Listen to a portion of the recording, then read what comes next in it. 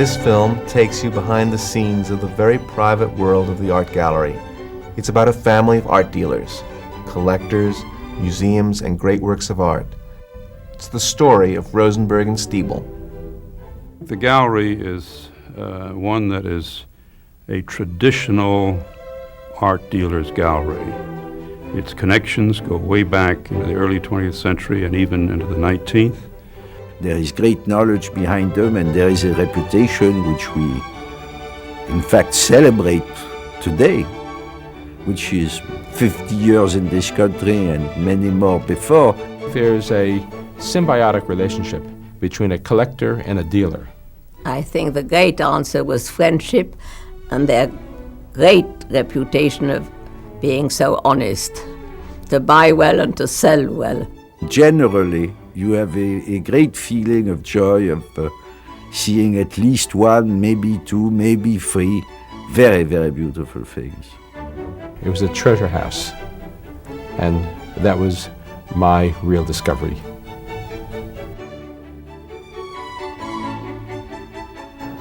I'm of course extremely happy and proud of the fact that Jerry has joined the gallery and is the fourth generation of our family to have done so. The first official record of our gallery is 1874. It was founded in Frankfurt am Main by my great-grandfather, Jacob Rosenbaum. Round the turn of the century, his son Isaac took over the business. Later, Isaac's nephews, Semmy Rosenberg, Hans Stiebel, and my father Eric joined the firm. At that time, Frankfurt was the center of a prosperous and active Jewish community. The gallery, which was located on the Rossmarkt, had many European aristocrats as clients and held numerous court appointments. Its specialty was German ceramics as well as Renaissance and medieval art. The store in Frankfurt had 3 rooms downstairs and 1 or 2 rooms upstairs. One room in red velvet with a showcase opening to collections of porcelain or silver.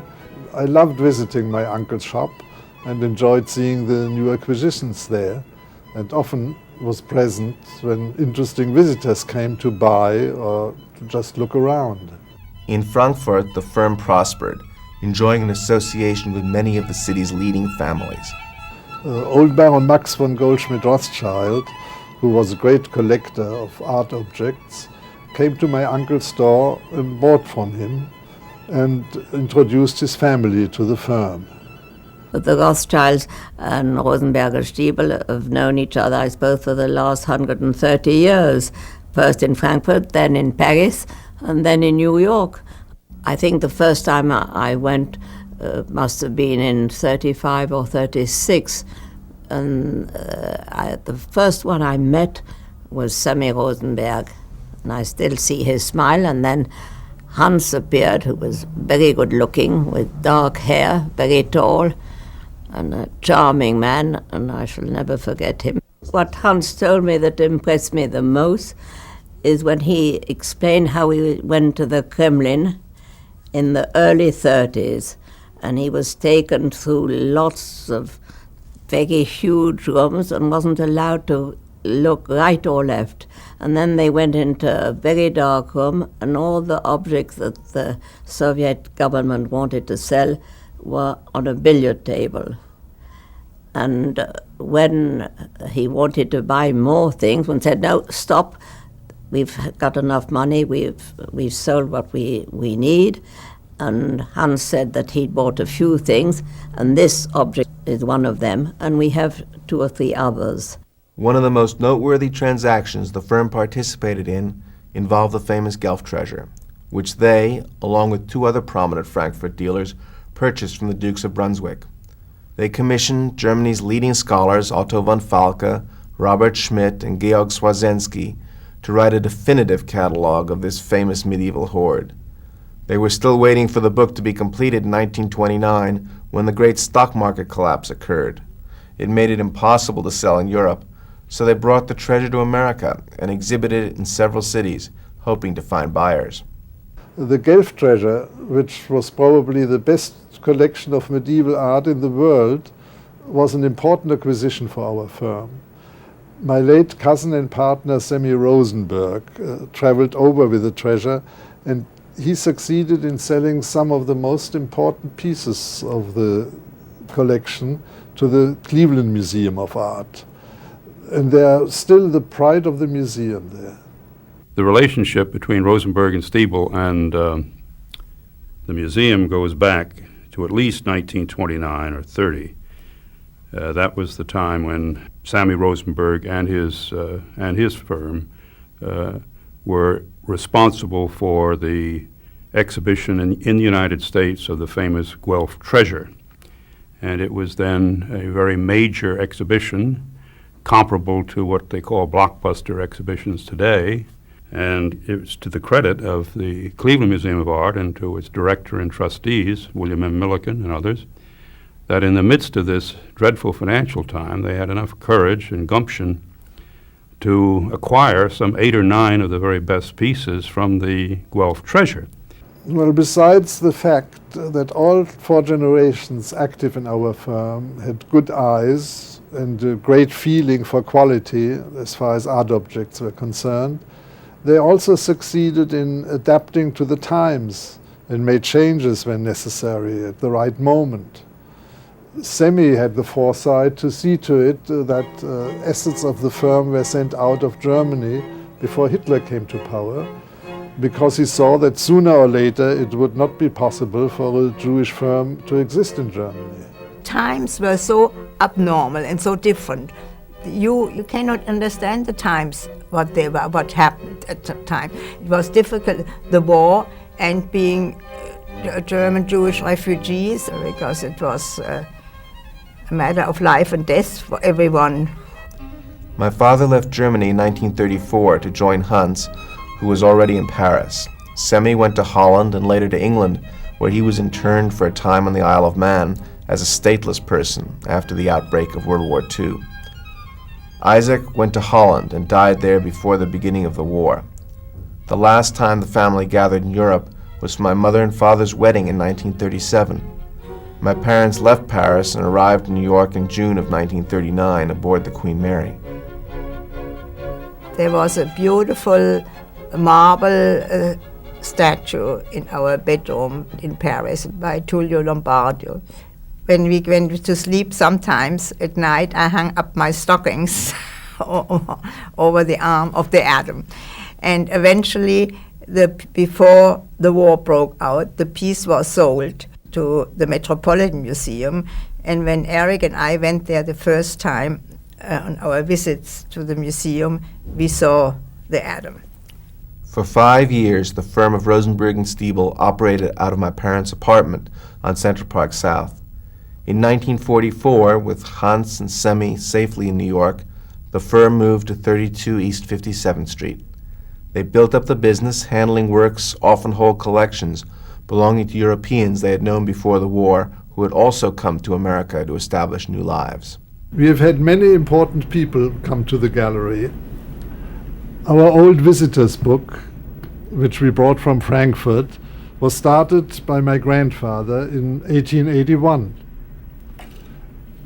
This one was given to us by Baroness Clarice de Rothschild to use in this country. So far, nobody has ever refused to sign it, except for Greta Garbo, who was a very nice friend and client of ours, but she explained that on principle she never gave her autograph. Sammy Rosenberg had a unique position in the United States as far as dealers were concerned. He knew more about what an institution should have in its collection virtually than some of the curators. And he would place a great object that happened to come temporarily through his hands with the institution in the United States where he felt it would be best for that collection. The Merode altarpiece, like the Guelph treasure, was a major acquisition for our firm. We bought it from the Comte de Grün, and we got James Rorimer, the director of the Metropolitan Museum of Art, to come to Switzerland to see it. He bought it immediately. This was the first time the trustees of the Met had ever permitted a purchase without their first having seen the object at the museum.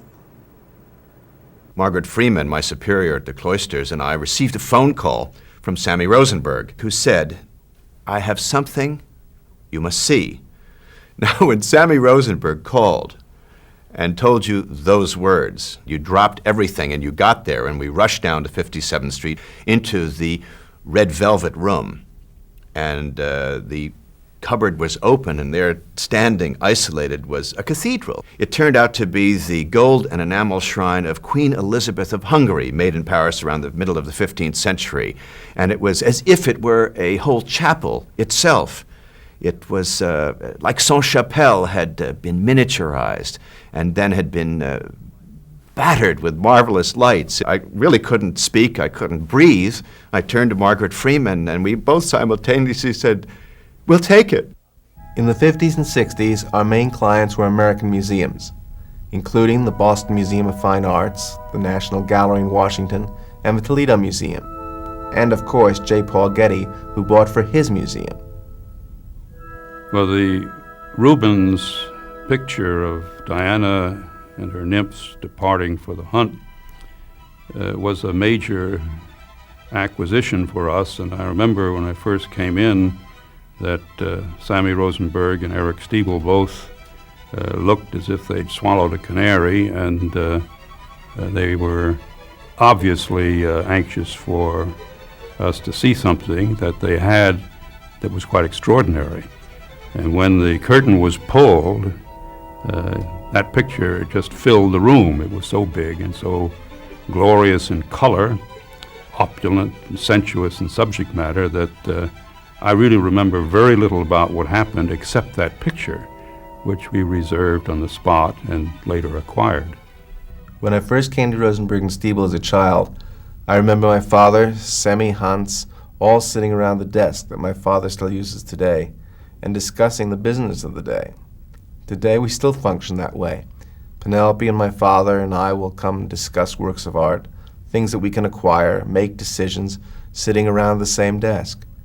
We all come to the works of art in different ways. My father has a fabulous eye, having seen so much. Penelope has a flair for contemporary taste. Together we make decisions on what we will buy, and those decisions, I believe, are better for having been made by the three of us. My background as an art historian is something I bring to the gallery, but it's less my academic background than my 13 years as a curator at the Metropolitan Museum that are of value.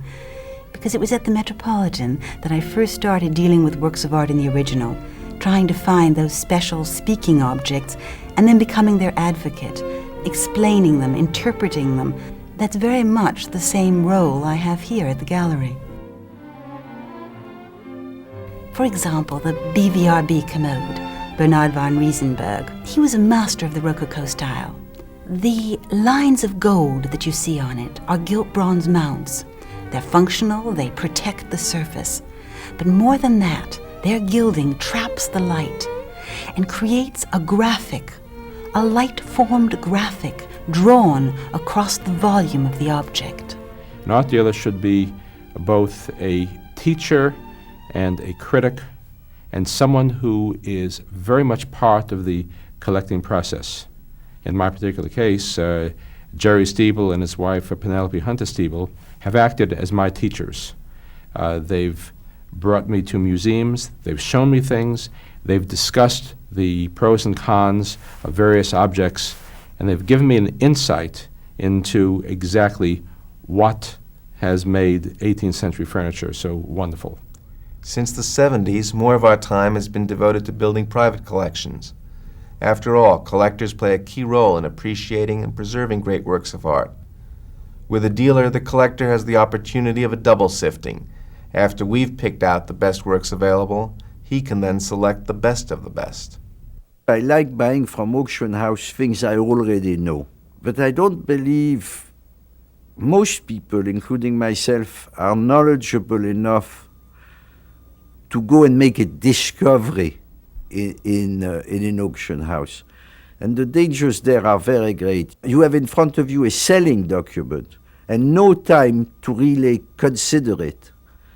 So auction houses are certainly extremely exciting, do an extraordinarily good job, and provide wonderful material. But frankly, the service of an art dealer is extraordinarily precious. I come back, and it's sometimes the third time, the fourth time, the fifth time I see something that I say to myself, I like it so much, I really have to own it. And that is very important. It gives you a feeling of being able to live a little with what you will finally maybe wish to buy. As a matter of fact, it's a great letdown when you go back and something has been sold. It's totally unfair. Michel David Wey is the third generation of great collectors in his family. I remember when his father, Pierre David Wey, came to the gallery one evening. He said it was to get out of the rain on his way walking home from work, and he bought several objects from the Vienna Rothschild collection that we had at that time. My father was a great collector of furniture and of objets d'art. He felt that my grandfather had done all of the buying of paintings which could be done. And so it was very exceptional for him to even look at the painting. However, at Rosenberg and Stiebel, he saw a Van Dyck of the Genoa period, a very large portrait of a little boy in a dress. And he was tempted, I think uniquely, to buy it, and he was very, very pleased with it. And I believe it's the only important painting, at least, he ever bought. I acquired this clock serendipitously. Jerry called me from Germany or Europe somewhere and said, you know, I have found a clock for your mantelpiece. And I said, that's wonderful. How do I get to see it? And he said, well, I will send you a picture. And immediately the next day, by overnight mail or carrier pigeon or something, I got the picture of this beautiful clock. And I said, yeah, that's wonderful. How much is it? And I was quoted a price, and I said, done deal. And that is the kind of relationship that one should have with a dealer. It gives a great deal of confidence. I think the partnership relationship that Rosenberg and Stiebel had with curators also existed, and perhaps even more importantly, with private collectors. And I'd mention people like Robert Lehman, Charlie Reitzman, Jack and Belle Linsky. My first curatorial assignment at the Metropolitan Museum was to draft labels for the new Reitzman galleries. Little did I realize that most of the contents of those showrooms of great French 18th century art had been purchased by Charles and Jane Reitzman from the gallery that I would eventually join.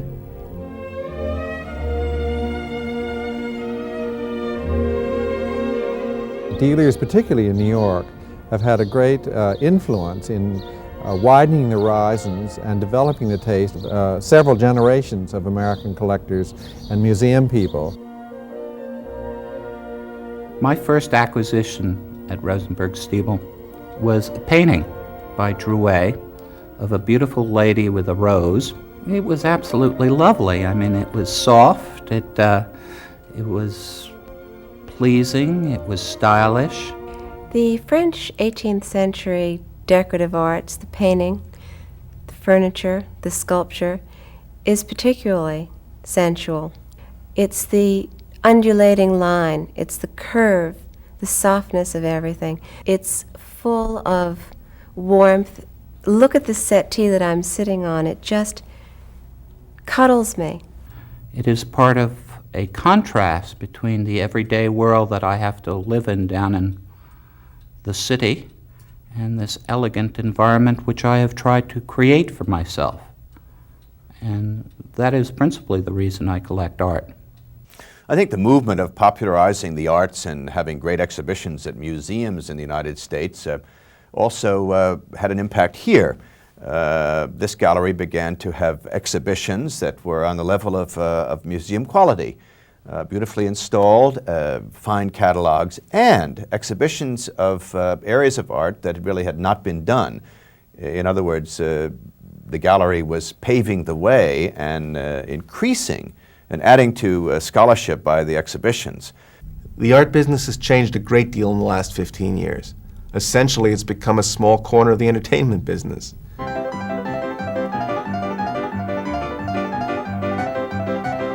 Today, art dealers are doing exhibitions for the general public. We present people with the kind of exhibitions that used to be done only at museums, which now do mainly blockbusters. We try to do narrowly focused exhibitions which are perfectly digestible to anyone who comes into the gallery. Our exhibition of neo-Gothic art is very adventurous for us. We've never dealt in 19th century art. We're known for old masters in 18th century. And the people who know us may find this material shocking. It's what we've all been taught academically to dismiss as lacking inspiration, historic repetition. I don't think that's so necessarily. When you find great works of any movement, they have something to say. This exhibition should start a new trend, a new focus on late 19th century. I am a colleague of Rosenberg and Stiebel, and I know them since a long time, and it's always good to check competition.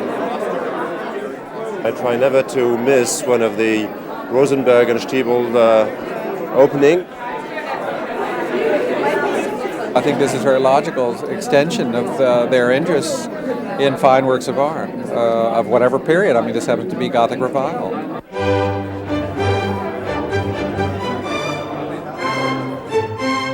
My grandfather, Fuld, was a great collector of china, and he started collecting when he was 9 years old.